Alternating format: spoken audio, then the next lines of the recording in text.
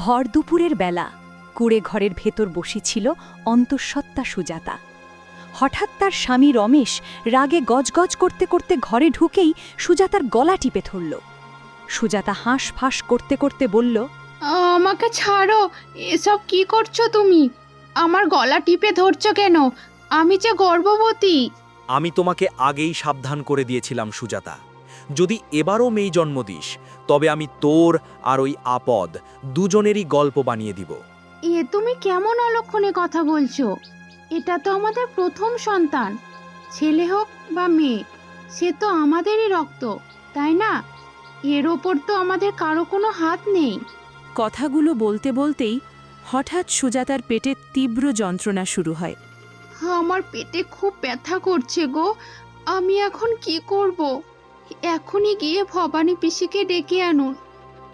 আমি তাকে ডাকতেই যাচ্ছিলাম, সে আসেই বলে একটু সহ্য করে নে, আর হ্যাঁ, মনে মনে ভগবানকে ডাক যাতে আমার বংশের প্রদীপ একটা ছেলেই জন্ম নেয়। ঠিক সেই সময় ঘরের বাইরে এসে দাঁড়িয়েছিল ভবানী পিসি। সে আড়াল থেকে রমেশের সব কথা শুনে ফেলল। মনে মনে ভাবল, ও তাহলে এই ব্যাপার, লোকটার মনে তো অনেক বিষ। এই ভেবে সে ঘরের ভেতরে ঢুকল। যাক বাবা, আপনি এসেছেন। তাড়াতাড়ি আমার বউকে দেখুন, ওর পেটে খুব ব্যথা। মনে হচ্ছে আমার ছেলে এই পৃথিবীতে আসার জন্য আর তর সইতে পারছে না। হ্যাঁ দেখছি, তুমি এখন বাইরে গিয়ে বসো বাপু। রমেশ বাইরে চলে গেল। কিছুক্ষণ পর সুজাতা এক ফুটফুটে কন্যা সন্তানের জন্ম দিল। কিন্তু নিজের মেয়েকে দেখেই সুজাতা আনন্দে হাসার বদলে ভয়ে থরথর করে কাঁপতে লাগল। হে ঈশ্বর, হে কি হলো? হে এখন আমার এই নিষ্পাপ মেয়েকে ওই রাক্ষসের হাত থেকে কে বাঁচাবে? ও তো পৃথিবীর আলো ঠিকমতো দেখার আগে বিপদে পড়ে গেল। এমন সময়ে রমেশ ঝড়ের বেগে ঘরে ঢুকল। কি হলো? তাড়াতাড়ি বলো, ছেলে হয়েছে তো? সুজাতা ভয়ে ভয়ে আমতা আমতা করে বলল, হ্যাঁ, মানে আমাদের একটা মেয়ে হয়েছে। হ্যাঁ রমেশ, তোমার মেয়ে হয়েছে। আমার কাজ শেষ, আমি এবার আসি। রমেশ গম্ভীর হয়ে বলল। ঠিক আছে, আপনি যান। ভবানী পিসি ঘর থেকে বেরিয়ে গেল ঠিকই, কিন্তু সে গেল না। বাইরে দাঁড়িয়ে ভেতরে কি চলছে তা শোনার জন্য কান পাতল। সে মনে মনে বলল, এই পাষণ্ড লোকটা নিশ্চয়ই কোনো ভয়ঙ্কর কাণ্ড ঘটাবে। আমাকে দেখতে হবে ও কি করে। না, এমনটা করো না, ভগবানের দোহাই, আমার মেয়েটাকে মারবে না। আমি এই আপদকে কোনোভাবেই নিজের ঘাড়ে চাপিয়ে রাখতে পারবো না। তুমি যদি একে মেরে ফেলো তবে গ্রামের মানুষ কিন্তু আমাকে আস্ত রাখবে না। সবাই যদি জানতে পারে আমি নিজের সন্তানের জন্ম দিয়ে গলা টিপে মেরে ফেলেছি, তবে তারা আমাকে পিটিয়ে মেরে ফেলবে। কথাটা তুমি মন্দ বলনি। ঠিক আছে, তাহলে এর জন্য আমি অন্য ব্যবস্থা করছি। আমি এখনই জঙ্গল থেকে বিষাক্ত গাছের রস নিয়ে আসছি। ওই রস খাওয়ালেই এর নিজে থেকে সব কিছু ভেয়ে যাবে, আর গ্রামের কেউ আমার ওপর বিন্দুমাত্র সন্দেহও করতে পারবে না। এই বলে রমেশ হন হন করে রাগে ফুঁসতে ফুঁসতে ঘর থেকে বেরিয়ে জঙ্গলের দিকে রওনা দিল। বাইরে লুকিয়ে থাকা ভবানী পিসি সব শুনে তৎক্ষণাৎ ঘরের ভেতর ঢুকে এলো। পিসি, আপনি কোথাও যাবেন না, ভগবানের দোহাই, আপনি আমার মেয়েটাকে বাঁচান, নইলে আমার স্বামী ওকে ঠিক মেরে ফেল। আমি তোমার আর তোমার স্বামীর সব কথা শুনেছি মা। বাচ্চা হওয়ার আগেও শুনেছি, পরেও শুনেছি। আর সেই জন্যই তো আমি তোমার সাহায্য করতে ফিরে এলাম। আমি কি করব পিসি? আমি নিজের চোখের সামনে আমার সন্তানকে মরতে দেখতে পারবো না। তুমি একদম চিন্তা করো না, তোমার মেয়ের কিচ্ছু হবে না। আমি এমন একটা ব্যবস্থা করছি যাতে তোমার মেয়ে তোমার চোখের সামনেই থাকবে, অথচ তোমার স্বামী তার টিকিও ছুঁতে পারবে না। মারা তো দূরের কথা। সে আবার কিভাবে সম্ভব? ওনার তো আবার মেয়েদের ওপরেই প্রচণ্ড রাগ। তখন ভবানী পিসি চোখ বন্ধ করে বিড়বিড় করে কিছু গোপন মন্ত্র পড়তে শুরু করল। দেখতে দেখতে সেই ফুটফুটে মানব শিশুটি একটি ছাগলে রূপান্তরিত হয়ে গেল। হে কি করলেন পিসি? আপনি আমার মেয়েটাকে ছাগল বানিয়ে দিলেন। হ্যাঁ মা, কারণ এখন থেকে তোমার মেয়ে এই ছাগলের রূপেই বেঁচে থাকবে। ও তোমার চোখের সামনেই ঘুরে বেড়াবে। আর অবাক করার মতো বিষয় হলো, তোমার স্বামী নিজেই এই ছাগলের যত্ন নেবে। আর শোনো, যেদিন তোমার মেয়ের বয়স ঠিক 18 বছর পূর্ণ হবে, সেদিন তার ভাগ্যগুণে সে নিজেই আবার মানুষের রূপ ফিরে পাবে। কাজটা হয়তো ঠিক হলো না, কিন্তু অন্তত আমার মেয়েটা তো প্রাণে বেঁচে থাকবে। আমার এতে সম্মতি আছে। ঠিক আছে, আমি এবার চললাম। তবে মনে রেখো, এই গোপন রহস্য যেন কেউ না জানতে পারে। ও এখন এক জাদুকরী ছাগল। ওর মধ্যে অনেক অদ্ভুত ক্ষমতা লুকিয়ে আছে। এই বলে ভবানী পিসি সেখান থেকে বিদায় নিল। একটু পরেই রমেশ বিষাক্ত পাতার রস হাতে নিয়ে ঘরে ফিরল। জলদি বলো, আপদটা কোথায়? আমি বিষ নিয়ে এসেছি। আমি তোমার হাতে আমার মেয়ের মৃত্যু দেখতে পারতাম না। আমি তাই ওকে ওই দূরের পুকুরে ভাসিয়ে দিয়ে এসেছি, যাতে তুমি তাকে মারতে না পারো, আর আমাকেও এই দৃশ্য যেন দেখতে না হয়। যাক বাবা, তুমি খুব ভালো একটা কাজ করেছ। এতে সাপও মরল, লাঠিও ভাঙল না। গ্রামের কেউ টেরই পাবে না আমাদের মেয়ে কোথায় গেল। বেশ করেছ। হঠাৎ রমেশের নজর পড়ল এক কোণে বসে থাকা ছাগলটির ওপর। সে অবাক হয়ে বলল, আরে, এই ছাগলটা আবার কোথা থেকে জুটল? আমাদের তো আগে কোনো ছাগল ছিল না। আমি যখন পুকুর থেকে ফিরছিলাম, তখন রাস্তার পাশে এই ছাগলটা আহত অবস্থায় ছটফট করতে দেখছিলাম। মনটা কেমন করে উঠল, তাই ভাবলাম একে বাড়ি নিয়ে আসি। বড় হলে অন্তত এর দুধ বেচে আমাদের সংসারের কিছুটা সুরাহা হবে।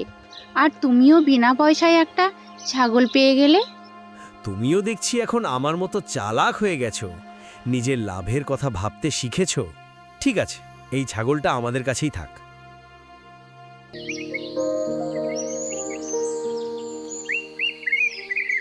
দেখতে দেখতে 18টা বছর কেটে গেল। একদিন রমেশ আপন মনে বলছিল, গত 17 বছর ধরে আমি এই ছাগলের দুধ দুইছি। আর কি আশ্চর্যের ব্যাপার, যত দুধ দুই, দুধ যেন ততই বাড়তে থাকে। এটা মোটেও কোনো সাধারণ ছাগল নয়। একটা সাধারণ ছাগল এত দুধ কিভাবে দিতে পারে? কিন্তু আমার এত কিছু ভেবে কী লাভ? আমার তো শুধু নিজের মুনাফা নিয়েই কথা। এই ভেবে রমেশ ছাগলের দুধ দুইয়ে সেখান থেকে চলে গেল। রমেশ চলে যাওয়ার পর সুজাতা আস্তে আস্তে ছাগলটার কাছে এসে বসল। আমাকে ক্ষমা করে দিস মা কুহু। 17 বছর ধরে তুই ছাগলের রূপ নিয়ে বেঁচে আছিস, আর আমি চাইলেও তোকে মানুষের জীবনে ফিরিয়ে দিতে পারছি না। তখন ছাগলরূপী কুহু মানুষের মতো গলায় বলে উঠল, মা, আমি আর ছাগল রূপে থাকতে চাই না। ভগবানের দোহাই, আমাকে ঠিক করে দাও। আমি আর কতদিন এভাবে পশুর মতো জীবন কাটাবো? আমি তোর কষ্ট বুঝি রে মা।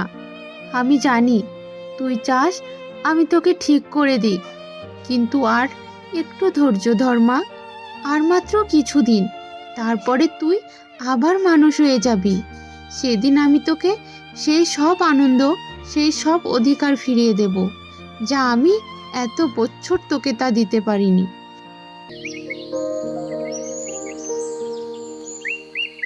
অন্যদিকে রমেশ গ্রামের রাস্তা দিয়ে হেঁটে যাচ্ছিল।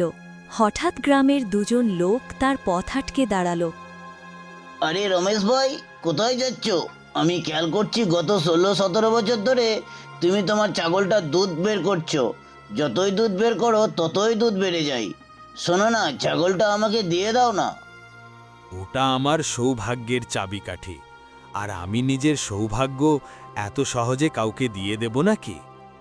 আরে রমেশ ভাই, শোনো না, তুমি তো অনেকদিন ধরে দুধ বেচে লাভ করেছো। এবার ওই ছাগলটা আমাকে দাও।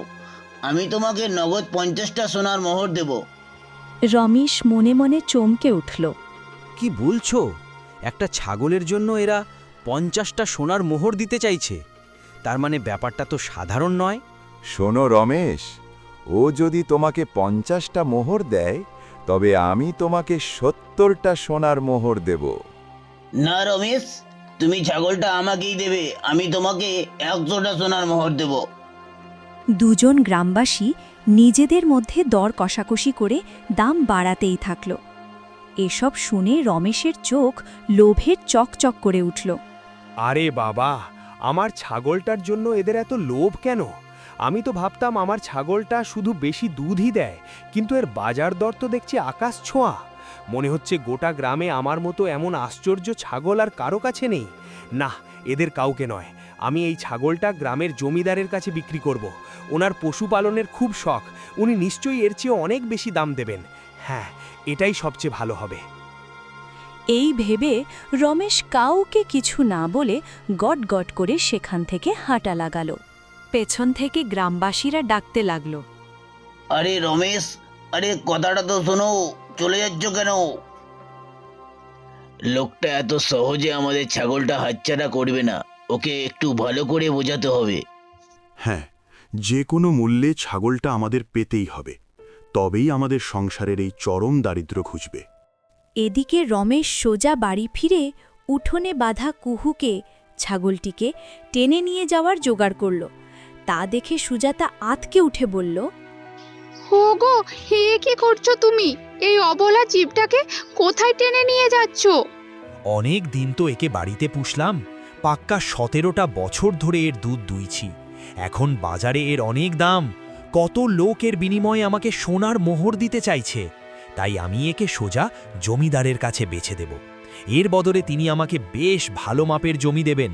তারপর আর রোজ রোজ মাঠে ছাগল চড়ানোর হ্যাপাও থাকবে না, আর দুধ বেচার ঝামেলাও পোহাতে হবে না। আমি এক ধাক্কায় অনেক বড় লোক হয়ে যাব। ভগবানের দোহাই, এমন নিষ্ঠুর কাজ করো না।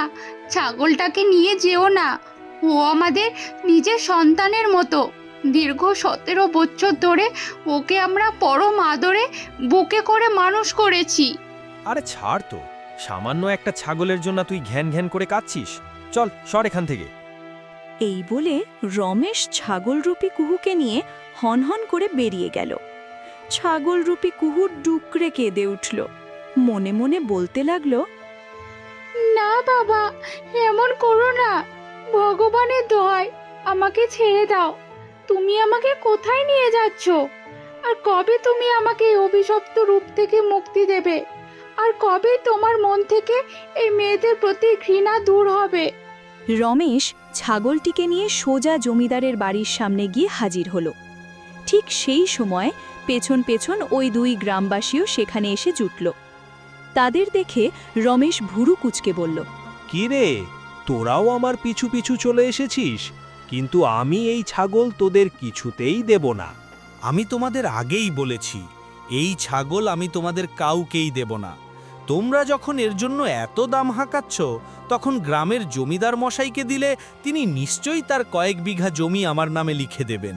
জমিদার মশাই সদর দরজা দিয়ে বাইরে এলেন। বিরক্ত হয়ে বললেন, কি ব্যাপার হে, তোমরা সবাই মিলে আমার বাড়ির সামনে এমন ভিড় জমিয়েছ কেন?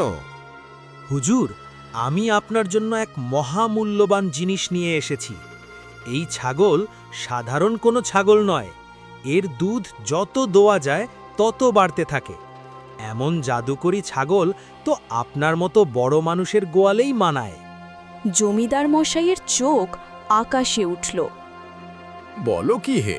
হ্যাঁ, কথাটা তুমি মন্দ বলনি। বুদ্ধিমশাইও আমাকে রোজ ছাগলের দুধ খাওয়ার নিদান দিয়েছেন।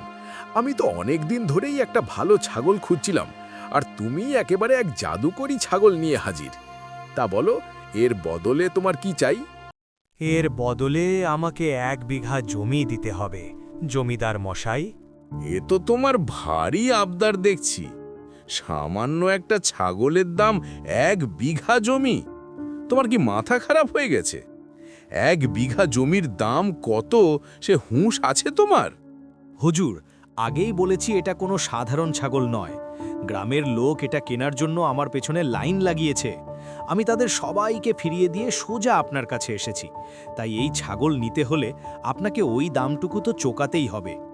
জমিদার একটু ভেবে বললেন, ঠিক আছে, এই ছাগল যখন এতই গুণী, তখন আমি 1 বিঘা জমি দিতে রাজি আছি। জমিদার বাড়ির ভেতরে গেলেন এবং লোহার সিন্দুক থেকে জমির দলিল বের করে এনে রমেশের হাতে তুলে দিলেন।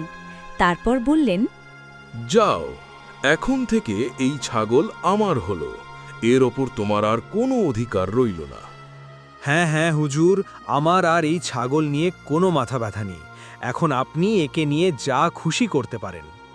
এই বলে রমেশ জমির কাগজ বুকে জড়িয়ে খুশি মনে সেখান থেকে চলে গেল। জমিদার যেই মাত্র ছাগলটাকে নিয়ে বাড়ির ভেতরে ঢুকতে যাবেন, তখনই ওই 2 গ্রামবাসী তার পায়ে লুটিয়ে পড়ল।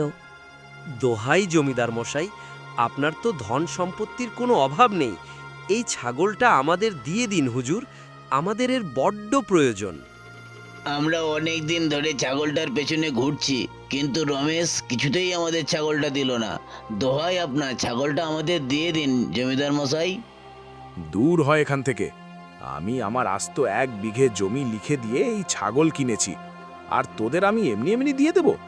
বের হ বলছি আমার বাড়ির সামনে থেকে। ধমক দিয়ে 2 গ্রামবাসীকে তাড়িয়ে দিলেন এবং ছাগলটাকে টেনে হিঁচড়ে বাড়ির ভেতরে নিয়ে গেলেন। বাড়ির ভেতর জমিদারের স্ত্রী ছাগলটাকে দেখে নাক সিটকে বলল, এ কি, তুমি হঠাৎ এই আপদ ছাগলটাকে কোথা থেকে কিনে আনলে?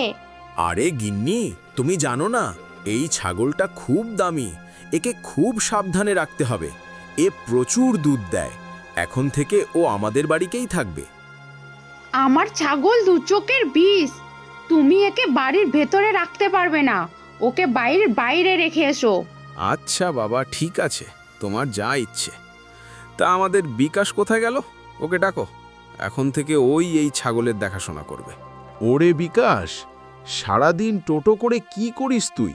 এদিকে আয় তো দেখি। বাবার ডাক শুনে বিকাশ তড়ি ঘড়ি ছুটে এলো। বাবা, তুমি আমাকে ডাকছিলে? সারাদিন করিসটা কি তুই? জমিদারের স্ত্রী মালতী চিৎকার করে জমিদারকে বলল, তোমাকে কতবার বলেছি অপদার্থ ছেলেটাকে কোনো কাজে লাগিয়ে দাও, সারাদিন বসে বসে শুধু গিলছে, ধীরে গাধার মতো বড়ই হয়েছে, কিন্তু একটা কাজও করে না।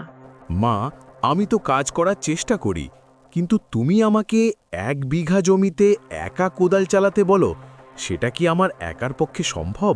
তুই জমিদারের ছেলে বলে কি সারাদিন নবাবের মতো বসে থাকবি? জমিদারি চালাতেও হাড় ভাঙা খাটুনি করতে হয়।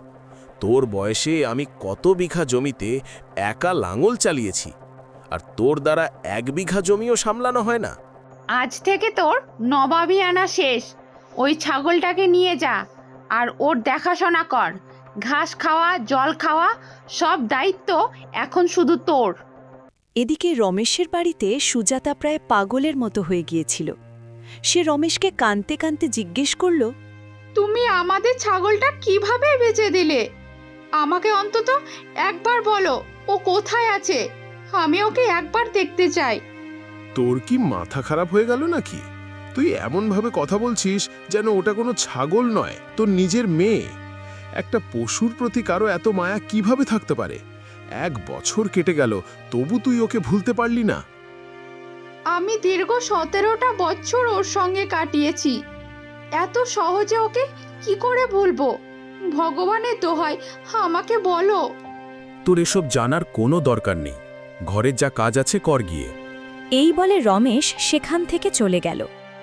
রমেশ যেতেই সেখান দিয়ে ভবানী পিসি বা দাইমা যাচ্ছিল। তাকে দেখেই সুজাতা ছুটে গিয়ে বলল, পিসি, আমার মেয়ে কোথায়? ও কেমন আছে? আমি আমার মেয়েকে ফেরত চাই। শান্ত হ মা, তোর মেয়ে ঠিক জায়গাতেই আছে। আর তোকে একটা সুখবর দিই, তোর মেয়ের গ্রহ নক্ষত্রের দশা কাটতে চলেছে। সে খুব তাড়াতাড়ি মানুষের রূপ ফিরে পাবে। সত্যি সত্যি পিসি, আমার মেয়ে আবার মানুষ হবে? হ্যাঁ মা, আর একটু ধৈর্য ধর, তোর অপেক্ষার দিন শেষ হতে চলল। এই বলে ভবানী পিসি চলে গেল। অন্যদিকে জমিদারের বাড়িতে বিকাশ কাজ করছিল। হঠাৎ তার হাত ফসকে মালতীর সবচেয়ে দামি ফুলদানিটা মাটিতে পড়ে ভেঙে চুরমার হয়ে গেল। তোর এত বড় সাহস! আমার দামি ফুলদানিটা তুই ভেঙে ফেললি? মা, বিশ্বাস করো, আমি ইচ্ছে করে ভাঙিনি। আমি তো শুধু পরিষ্কার করছিলাম, হঠাৎ হাত ফসকে পড়ে গেল। তুই এখনই এই ঘর থেকে বেরিয়ে যা, তোর আর মুখ দেখতে চাই না। বিকাশ কাঁদতে কাঁদতে বাড়ি থেকে বেরিয়ে জঙ্গলে কুহুর কাছে চলে এলো। অনেক হয়েছে, আমি আর এই অপমানজনক জীবন সহ্য করতে পারছি না। এর চেয়ে মরে যাওয়া অনেক ভালো। এত বড় হয়েছি, তবু রোজ সৎ মায়ের মার খেতে হয়, আর গ্রামের লোক আমাকে নিয়ে হাসাহাসি করে। বিকাশ ছুটতে ছুটতে পুকুরের দিকে গেল ঝাঁপ দেওয়ার জন্য। কুহু বিকাশের পিছু পিছু ছুটল। বিকাশ যেই মাত্র পুকুরে ঝাঁপ দিতে যাবে, হঠাৎ পেছন থেকে আওয়াজ এলো। তুমি এত সহজে মরতে পারো না বিকাশ। বিকাশ চমকে পেছনে ফিরে দেখল। এ কি, তুমি তো দেখছি মানুষের মতো কথা বলছো। আসলে আমি কোনো ছাগল নই, আমি একটা মেয়ে যে গত 17 বছর ধরে এই ছাগলের রূপ নিয়ে সহ্য করে চলেছি। আমার মা আমাকে প্রাণে বাঁচানোর জন্যই ছাগল বানিয়ে দিয়েছিলেন। এরপর কুহু তার অভিশপ্ত জীবনের সব কথা বিকাশকে খুলে বলল। আমি তো ভাবতাম পৃথিবীতে আমিই সবচেয়ে দুঃখী, কিন্তু তোমার কষ্ট তো আমার চেয়ে অনেক বেশি। তুমি চিন্তা করো না, আমি তোমাকে সাহায্য করব। কিভাবে এই অভিশাপ থেকে মুক্তি পাওয়া যাবে সেটা নিশ্চয়ই তোমার মা সুজাতা জানেন। চলো, ওনার কাছে যাই। না না, আমি গেলে বাবা আমাকে চিনে ফেলবে, আবার আমাকে বিক্রি করে দেবে।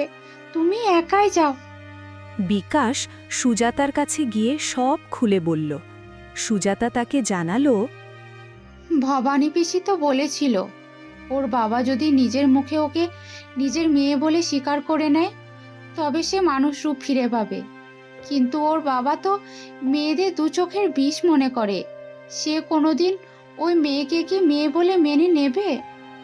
বিকাশ সব বুঝতে পেরে জঙ্গলে কুহুর কাছে ফিরে এলো। আমাদের এমন কিছু করতে হবে যাতে তোমার বাবার মনে তোমার জন্য মায়া জন্মায়। ঠিক তখনই তারা দেখল রমেশ গভীর জঙ্গলের দিকে হেঁটে যাচ্ছে। বিকাশ আর কুহু ফোন দিয়ে এঁটে রমেশের পিছু নিল। বিকাশ রমেশের পথ আটকে দাঁড়িয়ে বলল, এই বুড়ো, তোর কাছে যা টাকা পয়সা আছে সব বের কর। ছাগল বেচে তুই অনেক মোহর পেয়েছিস, সব আমাকে দিয়ে দে, না হলে আজ তোকে প্রাণে মেরে ফেলবো। আমি তোকে কেন টাকা দেব? তুই আমাকে মারতে পারবি না। ওই টাকা আমি আমার নিজের জন্য রোজগার করেছি। হঠাৎ সেখানে ভবানী পিসির আগমন ঘটল। রমেশ, তুই অনেক পাপ করেছিস। তুই একটা নিষ্পাপ ছাগলের দুধ বেচে বড়লোক হয়েছিস, আর নিজের জন্ম দেওয়া মেয়েকে হত্যার চেষ্টা করেছিস।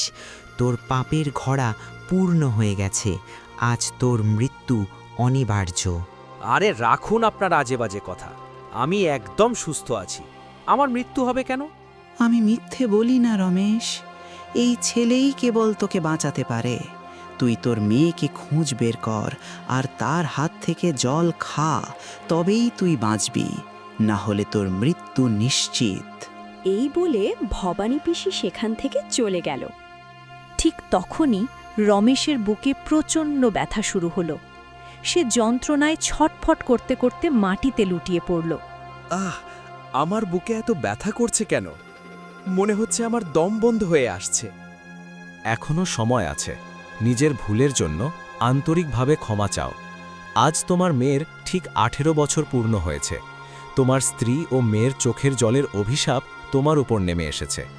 যদি আজ তুমি মন থেকে তোমার মেয়েকে ডাকো, তবেই মুক্তি পাওয়ার সুযোগ আছে। না, আমি মেয়েদের ঘৃণা করি। আমি কিছুতেই তাকে ডাকব না। কিন্তু বুকের যন্ত্রণা আরও বাড়তে লাগল। মৃত্যুর ভয়ে রমেশের অহংকার চূর্ণ হয়ে গেল।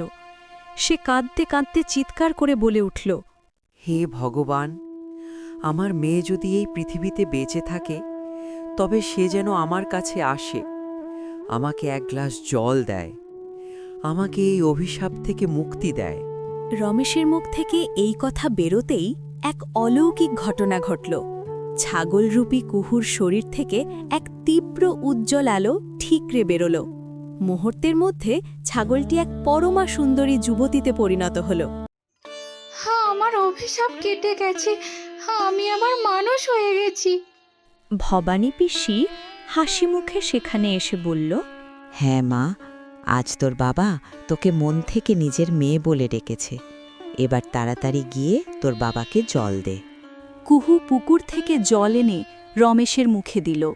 রমেশ জল খেয়ে একটু সুস্থ হয়ে চোখ মেলে কুহুকে দেখল। কে তুমি মা? আমি তো আমার মেয়েকে ডাকছিলাম। আমি তোমার মেয়ে বাবা। এতগুলো বছর যে ছাগলটা তোমাদের বাড়িতে ছিল সে আর কেউ নয়, তোমার এই হভাগিনী মেয়ে ছিল। রমেশ নিজের ভুল বুঝতে পেরে কান্নায় ভেঙে পড়ল। আমাকে ক্ষমা করে দে মা, আমি কত বড় পাপী। আজ থেকে আমার চোখ খুলে গেছে। আমি তোকে আনন্দের সাথে আমার মেয়ে হিসেবে মেনে নিচ্ছি। এরপর রমেশ, বিকাশ আর কুহুকে নিয়ে নিজের বাড়িতে ফিরে এলো। মেয়েকে ফিরে পেয়ে সুজাতা আনন্দে আত্মহারা হয়ে তাকে বুকে টেনে নিল। মা, তুই ফিরে এসেছিস মা। আমার কাছে আয় মা। আমি কতদিন এই দিনটার জন্য অপেক্ষা করে বসেছিলাম। কিছুদিন পর বিকাশ আর কুহুর বিয়ে হলো। তারা সুখে শান্তিতে নতুন সংসার শুরু করলো আর তাদের জীবনে আবার শান্তি ফিরে এলো। গল্পটি কেমন লেগেছে আপনাদের অবশ্যই জানাবেন কমেন্ট করে।